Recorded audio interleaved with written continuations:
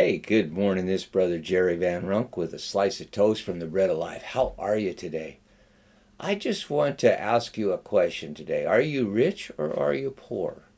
It seems like anything that we have in the bank is disappearing, and I understand that it's getting worse for us. And sometimes we cry out just as David did in the Psalms when he said this. He said, I am poor and needy, and my heart is full of pain. And perhaps that's you today. There's a lot that has happened to us. I mean, people's wealth is disappearing, and they're getting needy, and people are dying from diseases and sickness, and they're losing everything that they hoped to.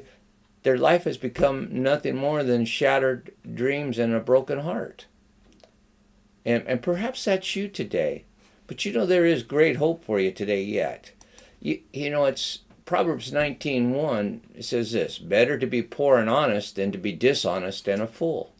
I would hate to be out there stealing and trying to build up a lot of wealth that I, A, lose my reputation, and B, it's all going to disappear anyway. There's things coming that are going to change your life from everything that you had hoped for to looking like it's the end, and yet God's still in control. You have to understand that. It says, but the needy will not be ignored forever. The hopes of the poor will not always be crushed. There is a change coming. That's a promise out of the Psalms that David saw. He understood that a change of leadership, a change of who's in charge will change everything for you, and that God's the one that determines who's in charge and who's going to be there for you. I believe that with all my heart that we're facing some times, if we just hang in there with God, that God's going to make a difference for us. The godly care about the rights of the poor, and the wicked don't care at all. And I believe our responsibility as a Christian and servants of God is to take care of those and to worry about the low life, the poor life, the ones that are not where we're at influence. That's why Team Jesus, we do so much around the world, and we're trying to give the Bible to them. They can't afford Bibles, and we buy Bibles for them. And that's the only thing we do. We don't want to build a building. We don't want to contribute to worldly things. We want to build them up spiritually. And that's where we as Christians feel we should be.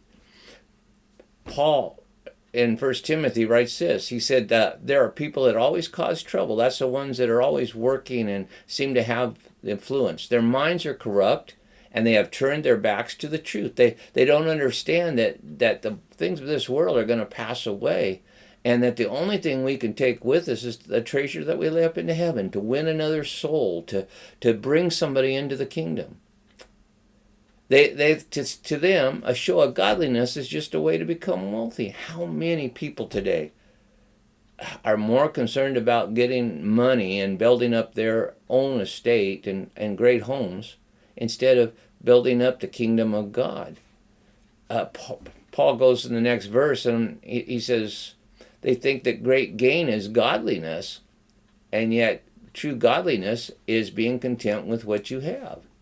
You see, in Matthew 5, Jesus is saying this, God blesses those who are poor and realize their need for him, for the kingdom of heaven is theirs. I think that you have to stop and think about where you're going to go and what really matters to you. I'm getting older, and I've worked hard for 70 years now, but I realize that all that stuff is going to be left behind. I can't take one bit of it to heaven with me. It's only the people that I minister to and those like you that are watching today that I can help and pray for. The godly care about the rights of the poor, and the wicked don't care at all. What a truth that is. We need to get past that. We need to reach out as godly people and do what we can, to give what we can, to help them. You'll always have the poor among you, Jesus said, but you'll not always have me. Jesus won't always be here. We're coming to an end at some day. And we need to present Jesus Christ to him. We need to help as we can. The Lord tells us that God blesses those who are poor and realize their need for him in the kingdom of heaven is theirs. And I believe that we want everyone to be blessed. We want everybody to come to the kingdom. And we need to do what we can to help the poor today. Listen to me. If you're out there today and you need something, God's there. And if you're out there today and you have stuff that you could give to help those around you, it's more blessed to give than it is to receive. I'd like to just pray a little blessing on you as we end today. Father, may the Lord bless you and keep you.